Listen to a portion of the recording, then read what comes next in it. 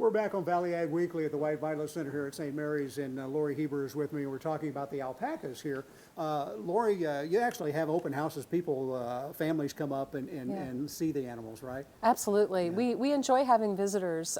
We prefer people schedule that visit, sure, yeah. Although you can at any time drive by and just observe the alpacas through the fence. Right. But if you want a tour or you'd like to be part of an event, just give us a call and we'd be happy to get you up close and personal. They look like big, cuddly animals. Well, you know, it's interesting. They're livestock, and people yeah. have a tendency to look at them like they're big, dogs. Right. No, my colleague Robin likes to refer to them as 150-pound cats. They really, I mean, they all have their distinct personalities. They're very curious, intelligent, but they can be a little aloof. I don't hear them making any sounds. No, they're really quiet. Yeah. They're really quiet. Yeah. They do have a screeching noise if they're threatened, but by and large, they're pretty quiet. Where do they originate from? They originate, they're a member of the camelid family.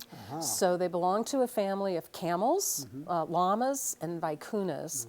And alpacas were really developed about 6,000 years ago as an animal in Peru and Bolivia, in the mountainsides and the hillsides. So they are more of a mountainous type animal then. They are, but they're not a pack animal. Okay. So the llamas are a little larger, a little flatter backed, and typically are used to strap items and things onto for transport through the hillside or through the village. Alpacas were raised for their fleece. Okay. They were raised for their soft, light, warm, very high quality fleece that's made into beautiful things. How often is that fleece harvested? We shear the animals annually, and we do that in the spring so that they have the least amount of coat on through the hot summer months. That fleece is so soft and light and warm. During the wintertime, they have the most luxurious of coats. Oh, I'll bet they do. They have great coats. In the summertime, we work to keep them cool. What do you do with the fleece after you shear it? Do you use it here, or do you sell it off, or? Both, actually. We take the best quality, called the blanket, the prime fiber, and we clean the gross vegetable matter out of it, and we send it to a mill. There are various alpaca fiber mills in the country, and we have a few of our favorites, and we send our fleece to a mill. They spin it into yarn.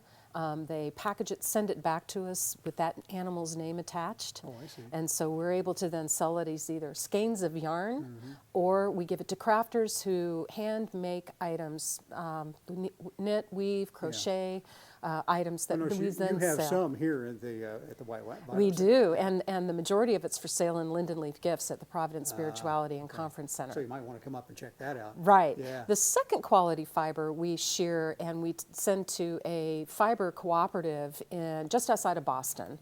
And they mix it with fibers from other alpacas throughout the country, and then machine make items that are also for sale in the gift shop.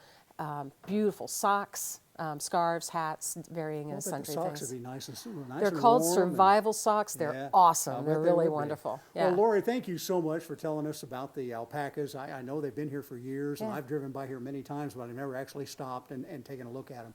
So you've given us a lot of background and information on the alpacas, and folks can come up and see them anytime. Absolutely. All right. Thanks for the opportunity. Thank you very much. All right, Lori Heber, she's with the White Violet Center here at the Sisters of Providence at St. Mary's of the Woods. I'm Barry Kent. You've been watching Valley Ag Weekly. I hope you've enjoyed Valley Ag Weekly. Now back to you, Tom.